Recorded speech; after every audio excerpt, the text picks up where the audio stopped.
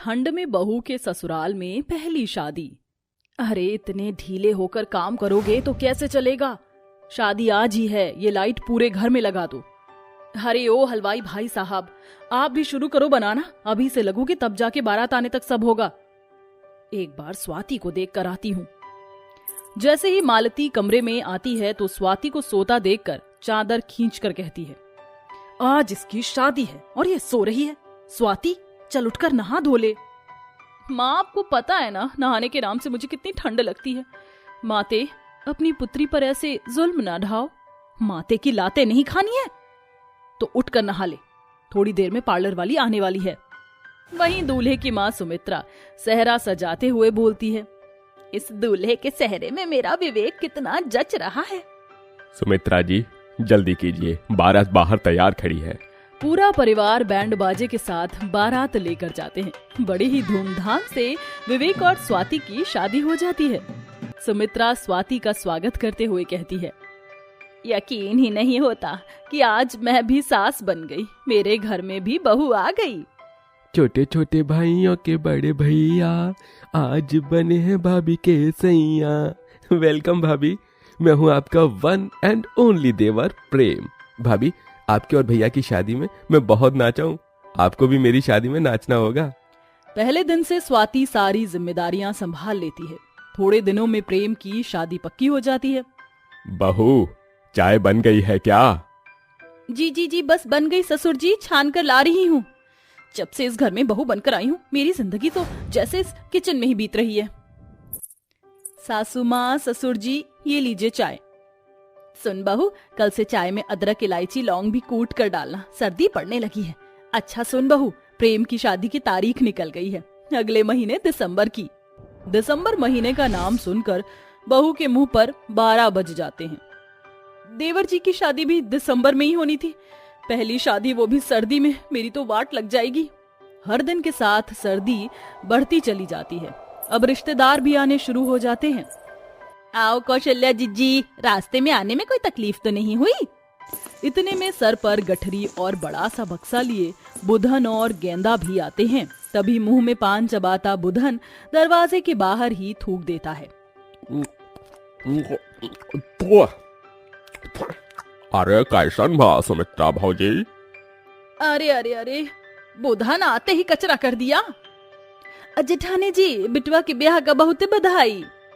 बहू ये मेरी देवरानी गेंदा है, तुम्हारी चाची सास, प्रणाम करो। प्रणाम चाची जी। अरे बहुरिया, ऐसन काम नहीं चलेगा, गोरवा तो छुए पड़ी। ई हुई ना बात। बहू जाकर जरा दरवाजे के बाहर झाड़ू मार दे और फिर सभी के लिए चाय बना देना। जी माँ जी। सफाई के बाद जैसे ही बहू रसोई में आकर देखती है, हे भगवान, चाय किसमें बनाऊं? सारे बर्तन तो गंदे पड़े। पानी गर्म करके बर्तन धो लेती हूँ। तभी सास आवाज लगाती है, अरे बहू सुनती हो, चाय के साथ आलू प्याज के पकौड़े भी बना लेना और जरा जल्दी करो। जी माँ जी। अगर पानी गर्म करने चढ़ाऊंगी तो टाइम लग जाएगा, और अगर टाइम लग गया तो सासू जी मेरी क्लास लगा देंगी। बेचारी बहू गुनगुनाते हुए बर्तन मांजने लगती है। सासू जी तूने मेरी कदर न जानी, बहू को तूने बहू न समझा, समझा नौकरानी। सासू जी तूने मेरी कदर न जानी। बर्तन तो घिस गए, अब धो लेती हूँ। बहू जैसे ही पानी में हाथ डालती है तभी, बाप रे बाप, ये पानी कितना ठंडा है, मेरे हाथ तो जमने को हो रहे हैं। ठंडे पानी से बर्तन धोने के चलते बेचारी बहू के हाथ लाल पड़ जाते हैं। ऐसे ही दिन बीतते हैं। बेचारी बहू सारा दिन घर आए रिश्तेदारों की खातिरदारी में लगी रहती है। तभी वह नम आंखों से कहती है, माँ जी सर्दी भर के लिए देवर जी की शादी टाल दीजिए ना, मुझसे इतनी ठंड में काम नहीं होता। अरे बहू तेरा दिमाग तो नहीं खराब हो गया है? डीजे वाला, टेंट वाला, हलवाई सब बुक हो गए और तेरी जरा सी सर्दी के लिए शादी टाल दे? अरे तुझे तो खुश होना चाहिए कि ये तेरी ससुराल में पहली शादी है। माँ जी देवर जी की शादी से मैं भी खुश हूँ, मगर इतनी सर्दी में घर का इतना सारा काम मुझसे अकेले नहीं होता। आप शादी भर के लिए एक नौकरानी रख लीजिए। सुमित्रा जी बहू ठीक कह रही है, एक नौकरानी रख लेते हैं। लो जी कर लो बात। अरे बहुरानी के रहते नौकरानी की क्या जरूरत। गेंदा ठीक कह रही है, और वैसे भी पहली ही शादी में इतना खर्चा हो रहा है। अब तेरी सर्दी के लिए नौकरानी रखने के लिए अलग से नोट कहाँ से तोड़ कर लाऊंगी। देख बहू, ये तेरे ससुराल में पहली शादी है जो कि तुझे ही संभालनी है, इसलिए काम चोरी नहीं चलेगी। और जाकर हल्दी मेहंदी की तैयारी कर।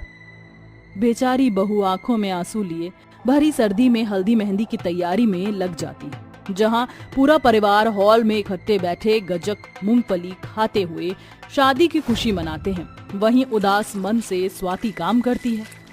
स्वाति, आज शाम प्रेम की हल्दी में मैं ये पीला कुर्ता पहनूंगा, शेष धो देना। जी अच्छा। एक एक करके पूरा ससुराल बेचारी बहू के आगे गंदे कपड़ों का ढेर लाद देता है। स्वाति घंटों तक ठंड में कपड़े धोती है। बहू अभी तक कपड़े ही धो रही है। अरे शादी ब्याह के घर में इतना धीरे धीरे हाथ चलाएगी तो कैसे काम चलेगा। बस कपड़े धुल गए हैं, खंगाल रही हूँ, पानी बहुत ठंडा है। ठीक है, फिर ये शादी की हल्दी मेहंदी सिलबट्टे पर पीस देना। जी माँ जी। ठंड से ठिठुरते हुए स्वाति हल्दी पीसती है। तभी बट्टा छूटकर उसकी हाथ पर गिर जाता है और ठंड में उसे बहुत जोर से लगती है। दर्द के मारे उसकी आंखों से टप टप आंसू गिरने लगते हैं। माँ मेरा हाथ। माँ ने ठीक कहा था, ससुराल ससुराल ही होता है। मेरे एक ऑर्डर देने पर माँ मेरा खाना मेरे कमरे में लेकर आ जाती थी। मैं सारा दिन रजाई में पड़ी रहती थी और यहाँ मेरी क्या हालत हो गई है। ऐसा कहते कहते स्वाति फूट फूट कर रोने लगती है, जिसके बाद सभी प्रेम को हल्दी मेहंदी लगाते हैं। चल आजा बहू और अपने देवर को रज रज के हल्दी लगाना, ताकि इस पर शादी का रंग चढ़ जाए। शादी की हल्दी मुबारक हो देवर जी। तभी गेंदा सारी हल्दी स्वाति को लगा देती है और उसे ठंडे पानी से गीला कर देती है। देवर की हल्दी बहुत बहुत मुबारक हो बहुरिया। ये क्या चाची जी, आपने मुझे इतनी सारी हल्दी लगा दी और सारा घर भी गंदा करके मेरा काम बढ़ा दिया। अरे बहू, शादी ब्याह के घर में ये सब तो चलता है, इतना भी क्या बकर बकर कर रही है तू। सभी वहां से चले जाते हैं और सनसनाती सर्दी में स्वाति रो रो कर सफाई करती है। क्या हुआ स्वाति, तुम रो क्यों रही हो? रो नहीं तो और क्या करूं विवेक। सासू माँ कभी भी मेरे दिल का हाल नहीं समझती। सभी रिश्तेदारों के बीच मुझे 4 बातें सुनाकर चले गई। ये ससुराल में मेरी पहली शादी है और मैं बस शादी की तैयारी में ही लगी हुई हूँ। एक भी फंक्शन मैंने एंजॉय नहीं किया। ऊपर से इतनी सर्दी में घर भर का बर्तन धोना, कपड़े धोना और फिर इन बारात भर के लोगों के लिए खाना बनाओ। देखो, सर्दी के काम कर करके मेरे हाथ पांव भी सूज गए। ऐसा लग रहा है इस घर में जो शादी हो रही है मैं बस उसमें बैरन बनकर काम ही कर रही हूँ। स्वाति के दुख को देखकर विवेक अपनी माँ के कमरे में आता है। देखो तो कौशल्या जिज्जी, ये शादी की शेरवानी और ये दूल्हे का सेहरा पहनकर मेरा प्रेम अच्छा लगेगा ना। पता ही नहीं चला कि शादी की सारी रस्म अच्छी खासी निपट गई और कल शादी है। माँ, मैं अंदर आ जाऊं? विवेक, आना बेटा। माँ, स्वाति इस घर की बहू है, हमारे परिवार का हिस्सा है और यहाँ उसकी ये पहली शादी है। बेचारी इस ठंड में वो अकेले ही रिश्तेदारों के लिए खाना पीना, खातिरदारी से लेकर शादी का सारा काम देख रही है। देख लो जिज्जी, एक शादी संभालने को कहा था बहू को, पर उसने तो उल्टे मेरे बेटे के ही कान भर दिए और मेरा बेटा बन गया जोरू का गुलाम। नहीं सुमित्रा, विवेक अपनी जगह सही है, पर शायद तुम बहू की तकलीफ को नहीं देख पा रही हो। शादी ब्याह के घर में कितने काम बढ़ जाते हैं। वो बेचारी अकेली कितना कुछ कर रही है। एक तो घर में पहली शादी है, वो भी इतनी सर्दी में। अपनी बहन कौशल्या और विवेक के समझाने पर सुमित्रा को अपनी गलतियों का एहसास होता है और वह बहू के पास आती है, जहां वह ठंड से तप रहे बुखार में भी खाना बना रही होती है।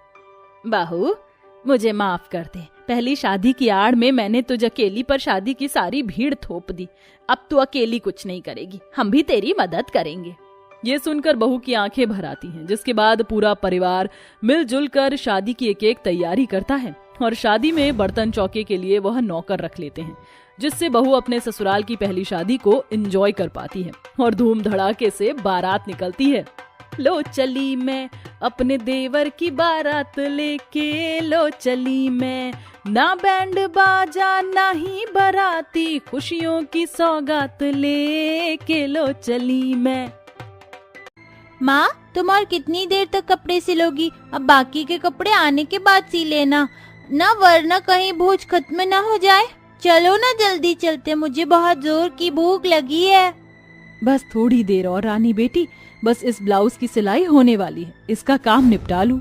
ऐसा कहते हुए गरीब सरिता जल्दी जल्दी से अपने हाथ सिलाई मशीन पर घुमाती है, उस ब्लाउज को सिलने लगती है। तभी उसकी आंखों से कम दिखाई देने के चलते आंसू आने लगते हैं और सिलाई मशीन की सुई उस बेचारी के हाथों में चुभ जाती है।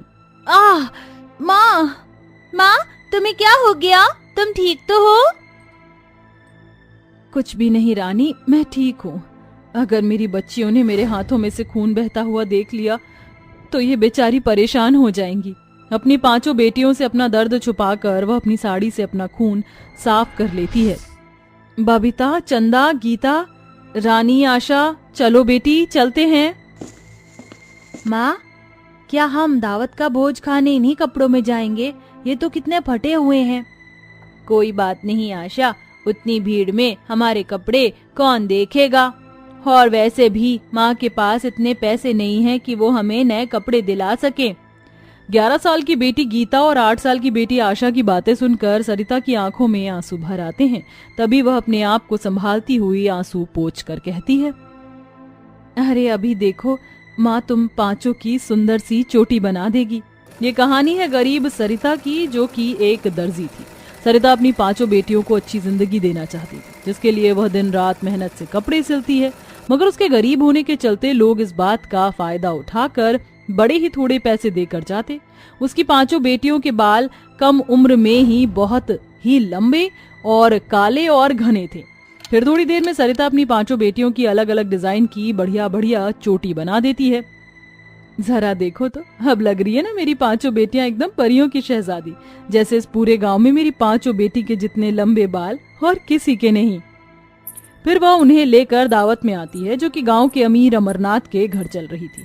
दावत में तरह तरह का स्वादिष्ट खाना और मिठाइयां देखकर सरिता की बिटियां खुश हो जाती हैं। देखो चंदा दीदी, यहाँ पर कितना सारा स्वादिष्ट खाना है, पूरी सब्जी, कचौड़ी और मिठाई भी। मैं तो मटर पनीर खाऊंगी और पेट भरकर पुलाव भी। मैं तो बहुत सारी मिठाइयाँ खाऊंगी। 5 पत्तल उठा लेती हैं। तभी अमरनाथ चंदा को थप्पड़ मारकर उससे पत्तल छीन लेता है। आह! माँ! साली मनहूस, 2 कौड़ी की गरीब दर्जी की बेटी, किससे पूछकर तुम 5 मेरे घर की दावत में घुसी चली आई? छोड़ो मेरी चंदा दीदी को, माँ! अमरनाथ चंदा की लंबी चोटी से उसे घसीटने लगता है। उसकी 4 बहन भी उसके पीछे चलती हुई रोती हैं। अरे ये क्या कर रहे हैं आप? मेरी बच्ची के बाल छोड़िए। अच्छा, तो बेटियों के साथ साथ माँ भी आई है। तभी तो मैं सोचूं इन 5 मनहूस में हिम्मत कहाँ से आई। बस कीजिए, मेरी बेटियां मनहूस नहीं है, भगवान के लिए इन्हें मनहूस मत कहिए। अरे माँ को तो अपनी औलाद राक्षस भी हो तो भी नहीं लगता। अब इतनी सी उम्र में इनके इतने लंबे बाल, इतने लंबे काले बाल, या तो किसी डायन के होते हैं या चुड़ैल के। और हम भी किससे बात कर रहे हैं जो खुद ही अपना पति खा कर बैठी है। ऐसे ताने सुनकर सरिता के आंसू संभाले नहीं संभलते और उसकी आंखों से झरझर आंसू गिरने लगते हैं। मगर दुनिया का तो काम ही यही है। वह 5 को लेकर घर आने लगती है। तभी बाहर फेंकी हुई पत्तल देखकर रानी उसमें पड़ी जूठी पूरी सब्जी बड़े ललक से खाने लगती है। 5 साल की रानी को क्या पता कि वह किसी की छोड़ी जूठन है। माँ, ये पूरी सब्जी बड़ी स्वादिष्ट है, दीदी तुम भी खाओ ना। रानी मेरी बहन, चल यहाँ से। घर लौटकर अपनी 5 बेटियों को सुलाने के बाद भोज में हुआ वाकया उस गरीब माँ की आंखों के आगे नाचता रहा। वह रात भर रो रो कर तकिए को भिगोती रही। राकेश, तुम क्यों छोड़कर चले गए मुझे? देखो, मैं अपनी बच्चियों के लिए एक अच्छी माँ भी नहीं बन सकी। मुझ गरीब दर्जी की कोख से जन्म लेकर मेरी बेटियों को भी दुख भोगना पड़ रहा है। मैं इन्हें थोड़ी भी खुशी नहीं दे पाती। इसी उधेड़ बुन में सुबह हो जाती है। चंदा, बबीता बेटी, घर में जरा भी पानी नहीं है, कुएं पर से थोड़ा पानी भर ले आओ। तब तक मैं ये सूट सी लूंगी, फिर खाना बना दूंगी। ठीक है माँ, चलो चंदा दीदी। दोनों बहनें जैसे ही कुएं पर आती हैं, तभी रज्जो उनके लंबे घने बालों की चोटी देखकर जल भुन जाती है। ये सरिता की बेटियां जब देखो तो अपने लंबे बाल दिखाकर मोरा जिया जलाती है। अभी बताती हूँ इन्हें। तुम दोनों डायन, यहाँ से पानी भी नहीं भर सकती। पर क्यों रज्जू मौसी, गांव के बाकी लोग भी तो इसी कुएं से पानी भरते हैं। अच्छा, तो अब तू 2 कौड़ी की गरीब दर्जी की बेटी मुझसे जुबान लड़ाएगी? चिढ़कर रज्जो उसकी चोटी खींचने लगती है। तभी रज्जो का पांव फिसल जाता है और फिर वह कुएं में जो गिरती है। अरे दैया, रे दैया, कोई मुझको बचाओ, मैं डूब रही हूँ। अच्छा हुआ, इनके साथ यही होना चाहिए। बबीता, ऐसे नहीं कहते, चलो इन्हें बचाते हैं। दोनों अपने लंबे बाल कुएं में गिराती हैं। रज्जू मौसी, डरो मत, हमारे बाल पकड़कर ऊपर आ जाओ। दोनों के लंबे बालों से रज्जो की जान बच जाती है। सरिता की बेटियों को जब भी मौका मिलता, वह अपने लंबे बालों से कभी गड्ढे में फंसे बच्चिया को बचाती तो कभी इंसान को। फिर भी लोगों के लिए वह मनहूस थी। फिर एक दिन जब सरिता कपड़े सी रही थी, तभी हे भगवान, ये सिलाई मशीन चलते चलते रुक क्यों गई? लगता है ये खराब हो गई है। इस सिलाई मशीन के सहारे ही तो मैं गरीब दर्जी 2 पैसे कमाती थी। अब क्या करूं? सिलाई मशीन खराब होने के बाद सरिता के घर में दाने दाने पर आफत छा जाती है। माँ, बहुत भूख लगी है। मुझे भी भूख लगी है माँ। हे भगवान, ये तू मुझ गरीब दर्जी माँ को कैसे दिन दिखा रहा है? मेरी फूल सी बच्चियां भूखी हैं, मगर घर में अन्न का एक दाना भी नहीं। गरीबी के चलते वह कई दिनों तक उन्हें नमक पानी पिलाती है, मगर कोई उस पर जरा भी दया नहीं दिखाता। फिर एक दिन, बस ऊपर वाले, अब मुझसे अपनी बच्चियों का ये दुख नहीं झेला जाता। पूरे गांव को इनके लंबे बालों से दिक्कत है ना, तो मैं गरीब अपने हाथों से इन्हें गंजा करके इनकी खूबसूरती छीन लूंगी। कम से कम इनका पेट तो भरेगा। तभी एक अनाउंसमेंट होती है। सुनिए सुनिए सुनिए, जबलपुर गांव में कल होने जा रही है एक बहुत भारी प्रतियोगिता, जिसमें जिसके भी बाल जितने लंबे होंगे वो ले जाएगा लाखों का इनाम। ये सुनकर सरिता की बेटियां कहती हैं, माँ, तुमने सुना? इसका मतलब हम भी इस प्रतियोगिता में भाग ले सकते हैं और हम जीत सकते हैं। उसके बाद हम उन पैसों से तुम्हारे लिए एक अच्छी सी सिलाई मशीन खरीदेंगे और हमारे भी दुख दूर हो जाएंगे। चंदा दीदी, सिर्फ बाल से बात नहीं बनेगी, हमें इस प्रतियोगिता के लिए अच्छे कपड़े भी चाहिए होंगे।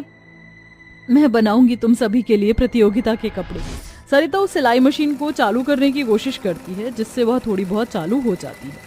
फिर वह अपनी बेटियों के लिए सिलाई के बचे हुए कपड़ों के कतरन जोड़ जोड़ कर अलग अलग डिजाइन के रेनबो कपड़े बनाती है। किसी का गाउन, किसी का फ्रॉक, किसी का लहंगा, जिसे पहनकर वह प्रतियोगिता में पहुंचती हैं और अपनी लंबे बालों को लहराते हुए वह सभी का दिल जीत लेती हैं। और फिर तो दोस्तों, दिल थाम कर रखिए, क्योंकि हमारे आज की प्रतियोगिता में जिसने अपने लंबे बालों से बवाल मचाया है वो है सरिता जी की 5 बेटियां।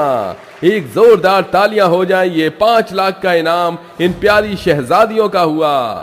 पहली बार किसी के मुंह से मनहूस ना सुनकर उन 5 का मन भर आता है। वहीं प्रतियोगिता में आए गांव के सभी लोग बहुत शर्मिंदा होते हैं। आप कुछ कहना चाहेंगी? हाँ, मैं कहना चाहती हूँ उन लोगों से जिन्होंने हमारे लंबे बालों के कारण हमें मनहूस समझा, मगर हम मनहूस नहीं, हम बस अपनी गरीब माँ की बेटियां हैं जो खुशी से जीना चाहती हैं। ये सुनकर सरिता अपनी 5 बेटियों को गले लगा लेती है, जिसके बाद गांव वालों की भी सोच बदलने लगती है। वहीं मिले पैसों से वह 5 अपनी माँ का बुटीक खुलवाती हैं। साथियों, कोई नहीं जानता किसकी किस्मत से किसकी जिंदगी चल रही है। इस दुनिया में सब अपने भाग्य का लेकर आते हैं।